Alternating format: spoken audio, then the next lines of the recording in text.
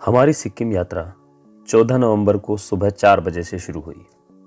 5 बजे हम दिल्ली के लिए निकल गए।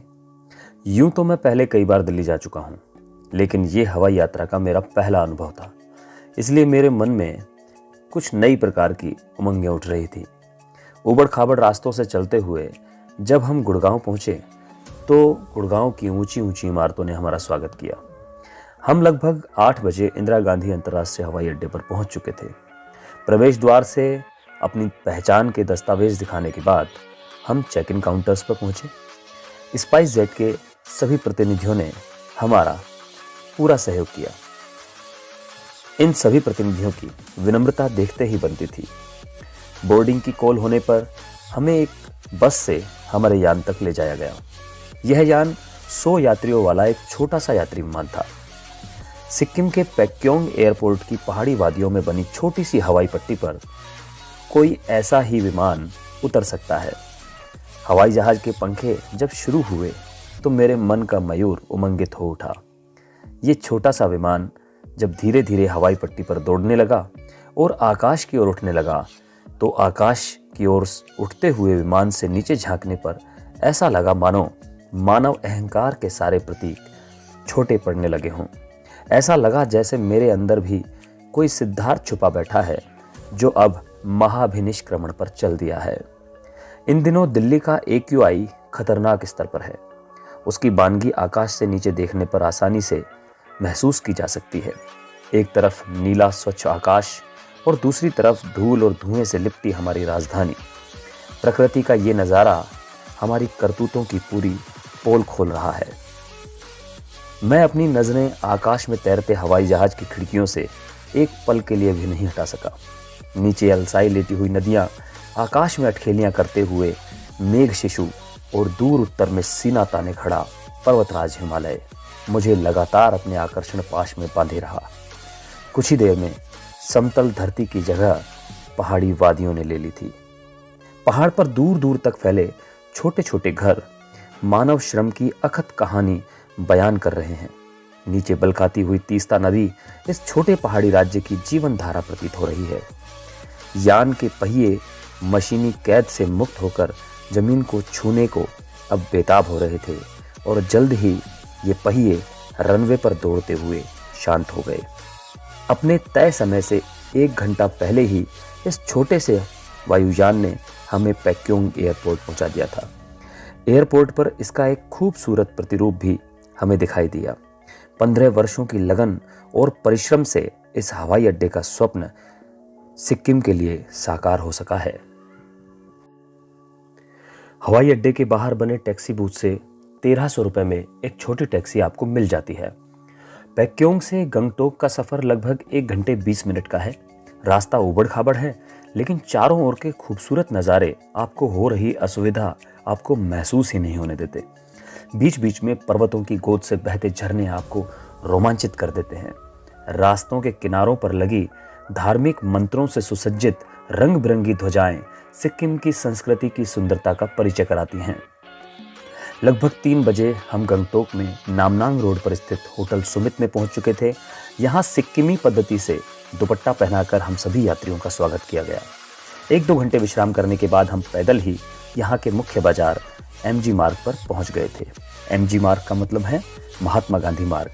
रोड के दोनों मुहानों पर लगी महात्मा गांधी की प्रतिमाएं हमारे देश की सच्ची सूरत दिखाती हैं। यहाँ स्थित अग्रवाल स्वीट्स और स्नैक्स से आप उत्तर पूर्व के एक छोटे से प्रांत में दक्षिण भारतीय व्यंजनों का भी लुत्फ उठा सकते हैं। MG मार्ग के अंतिम छोर पर यात्रियों की सुविधा के लिए एक टूरिस्ट इंफॉर्मेशन सेंटर बना हुआ है, जो लगभग 6 बजे हमारे पहुंचने पर बंद हो रहा था। अगले दिन हम स्थानीय पर्यटन स्थलों की यात्रा पर निकले। MG रोड पर अनेक टूर एजेंट से आपको 2500 रुपए में छोटी गाड़ी मिल जाती है, जो गंगटोक और आसपास के लगभग 10 पर्यटन स्थलों की सैर आपको कराती है।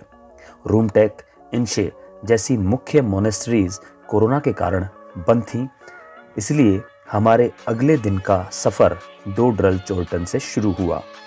यह बौद्ध धर्म का एक महत्वपूर्ण धार्मिक स्थल है। बुद्ध और बौद्ध कथाओं के अनेक चरित्रों की मूर्तियां आप डोडरल चोल्टन में देख सकते हैं।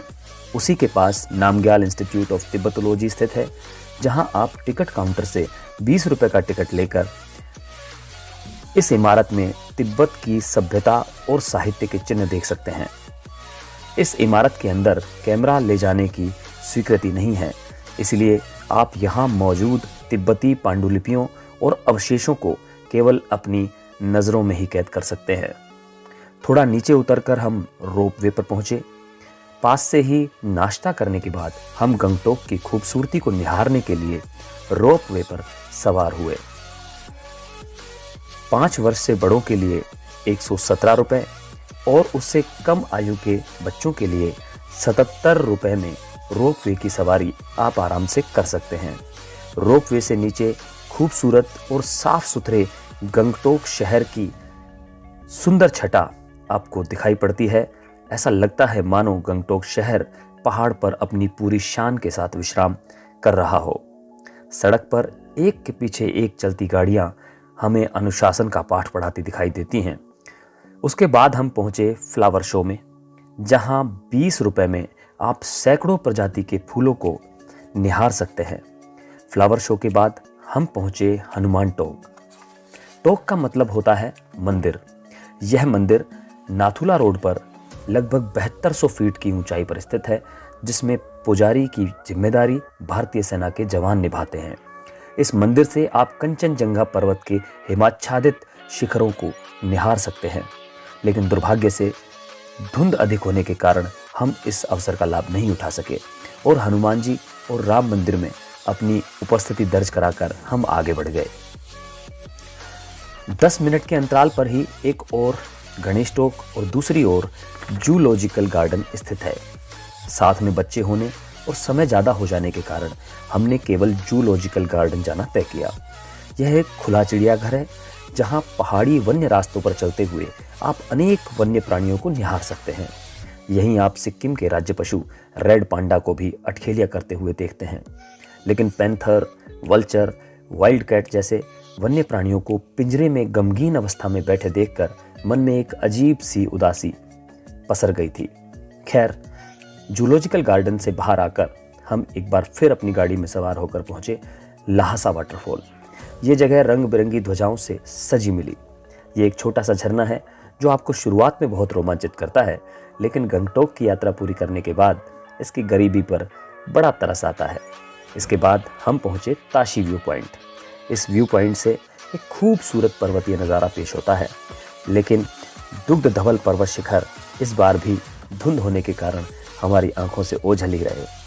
ताशी व्यू पॉइंट पर छोटे छोटे रेस्टोरेंट्स से आप अपनी सांध्यकालीन भूख को शांत कर सकते हैं। आज की शाम का हमारा आखिरी पॉइंट था बकथांग वाटरफॉल। ये एक मध्यम आकार का सीढ़ीदार झरना है जो बेहद आकर्षक दिखाई देता है। यहीं पर जिप लाइन के रूप में एक रोमांचक गतिविधि का आप केवल 100 रुपये देकर आनंद उठा सकते हैं। अगले दिन मंगलवार को हमारी योजना चंगू लेक और नाथुला पास जाने की थी, लेकिन नाथुला पास सोमवार और मंगलवार को बंद रहता है। साथ ही वहां बर्फ न होने की सूचना मिलने पर हमने अगले 2 दिन लाचुंग और 0 पॉइंट जाना तय किया। इसके लिए हमें कई टूर ट्रेवल्स पर भटकना भी पड़ा और देर शाम तक कोई व्यवस्था नहीं हो पाई। अचानक हमें मिले royal Sikkim tour and travels के कालसांग भैया। एमजी मार्केट में पिछले 20 सालों से सेवाएं दे रहे हैं कालसांग जी।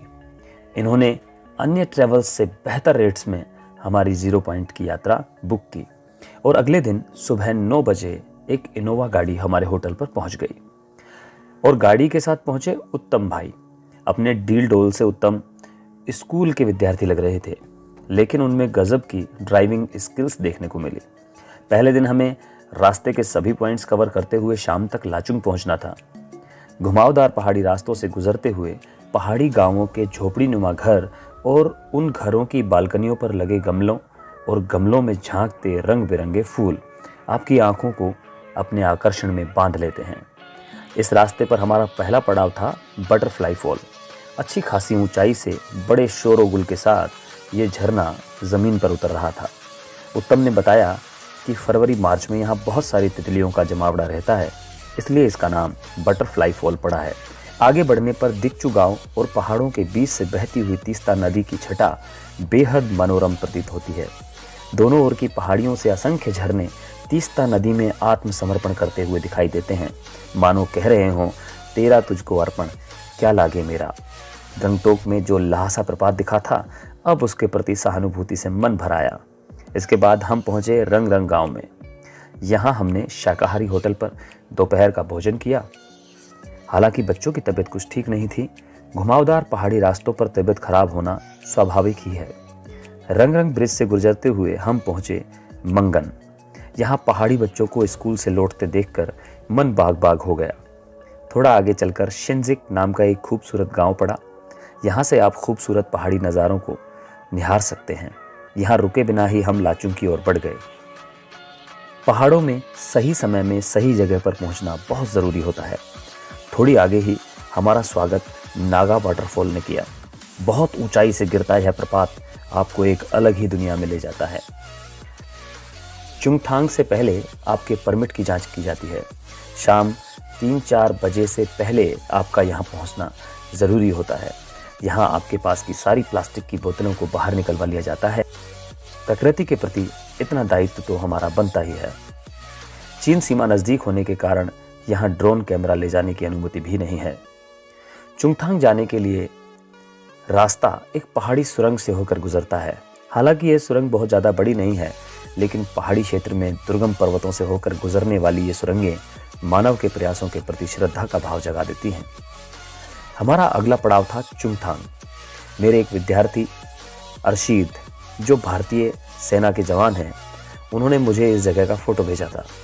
मैंने उसी दिन ठाना था कि एक बार सिक्किम की इस खूबसूरत प्राकृतिक संपदा को अपनी आंखों से ज़रूर निहारूंगा। यही रास्ते में हमें मिला गुरुद्वारा नानक लामा साहिब। कमाल की बात है कि चुंगथांग में एक भी पंजाबी परिवार नहीं होने पर भी स्थानीय लोगों में इस गुरुद्वारे के प्रति गजब की आस्था है।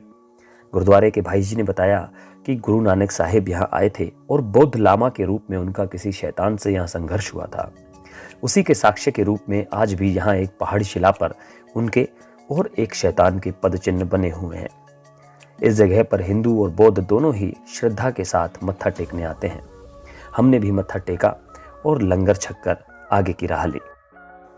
5 बजते बजते अंधेरा घिराया था और भीम नाला वाटरफॉल से लौटते हुए में हाजिरी लगाने का वायदा करके हम पहुंच गए लाचुंग। लाचुंग एक छोटा सा गांव है जहां हर घर में आपको होटल मिलेंगे।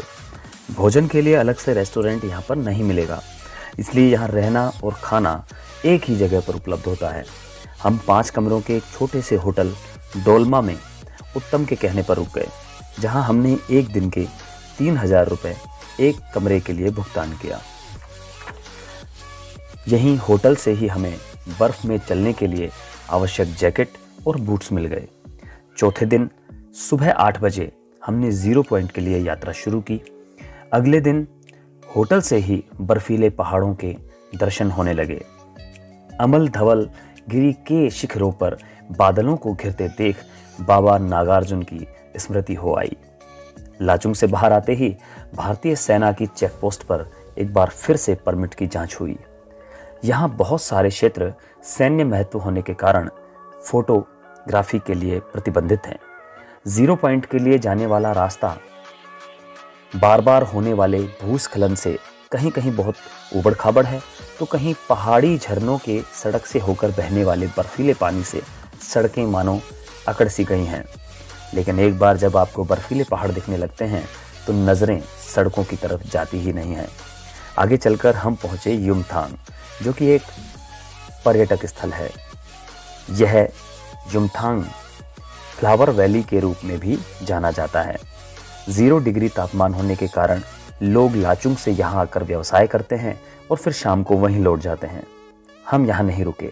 उत्तम के कहे अनुसार हमें पहले 0 पॉइंट पर पहुँचना था। यहाँ आप हल्का फुल्का नाश्ता या चाय कॉफ़ी ले सकते हैं। यहाँ से ऊपर की ओर जाने पर आपको मिलते हैं हिमाच्छादित श्वेतवर्णी पहाड़ और एक पहाड़ी रास्ता जो केवल 0 पॉइंट तक ही जाता है। 0 पॉइंट पर छोटी छोटी थड़ियों पर आपको चाय, कॉफ़ी, वाइन, रम और गर्म उबले हुए चने का नाश्ता मिलता है। सैकड़ों सैलानी यहाँ बर्फ में अटखेलियाँ करते मिले। ऊपर पूरी तेजी से चमकते हुए सूरज ने हमारी कुछ चिंता कम कर दी थी, तो वहीं पूरे वेग से बहती शीतलहर हमें भीतर तक कपा रही थी। बर्फीली हिमानियों से बहती पहाड़ी नदी ढलान पर बहते हुए मानो अपनी मंजिल तक पहुंचने को लालायित थी। 0 पॉइंट से लौटते हुए घुमावदार रास्तों से उतरते हुए बर्फीली चोटियों को क्रिसमस ट्री की ओट से निहारना एक अविस्मरणीय अनुभव रहा। वापसी में हम युमथांग में कुछ देर रुके। यहाँ कल कल बहती युमथांग नदी के किनारे पर टहलते हुए मन में नई उमंगें हिलोरे मारने लगी। लौटकर हम फिर से लाचुंग पहुंचे। यहाँ डोलमा होटल से खाना खाकर हम गंगटोक के लिए रवाना हो गए। पिछली शाम जिस भीम नाला झरने से मुलाकात अधूरी रही थी, उससे दोस्ती के लिए वहाँ रुकना ज़रूरी था। सच में अपने नाम के अनुसार यह इस क्षेत्र का सबसे बड़ा पहाड़ी झरना था। शाम लगभग 7 बजे हम गंगटोक वापस पहुँच चुके थे। लाल बाजार से थोड़ी बहुत खरीदारी करके एमजी बाजार में हमने खाना खाया और थकान से लगभग लुढ़कते हुए हम सुमित नामनांग होटल पर पहुँच गए। कालसांग जी से बात करके अगले दिन के लिए भी हमने उत्तम को ही एयरपोर्ट तक पहुंचाने के लिए बुला लिया था। 5वें दिन सुबह 10 बजे हम गंगटोक से पैक्योंग के लिए निकल गए थे। गंगटोक से निकलते हुए स्टेशन गुरुद्वारा में मत्था टेका और मत्था टेक कर रानीपुल में एक जगह बिहार के एक भाई ने पकोड़े खिलाए। उसके बाद पैक्योंग में छत्तीसगढ़ के एक बुजुर्ग के रेस्टोरेंट में आलू पराठे खाकर हम पहुंच गए पैक्योंग एयरपोर्ट। वापसी में वही स्पाइस जेट का छुटकू सा प्लेन 2 बजे हमारे स्वागत के लिए हमें तैयार मिला। एक बार फिर से हम हवा में थे। कंचनजंगा और हिमालयी पर्वत शिखरों को निहारते हुए हमारे छोटे प्लेन के पहियों ने दिल्ली के आईजीआई एयरपोर्ट के रनवे को शाम लगभग 5 बजे छुआ तो ऐसा लगा मानो किसी ने नींद से जगा दिया हो। लेकिन जिस तरह सुबह का सपना कई दिनों तक स्मृतियों में रहता है, ये सफ़र भी लंबे समय तक हमारी यादों की किताबों में यूं ही लिखा रह जाएगा।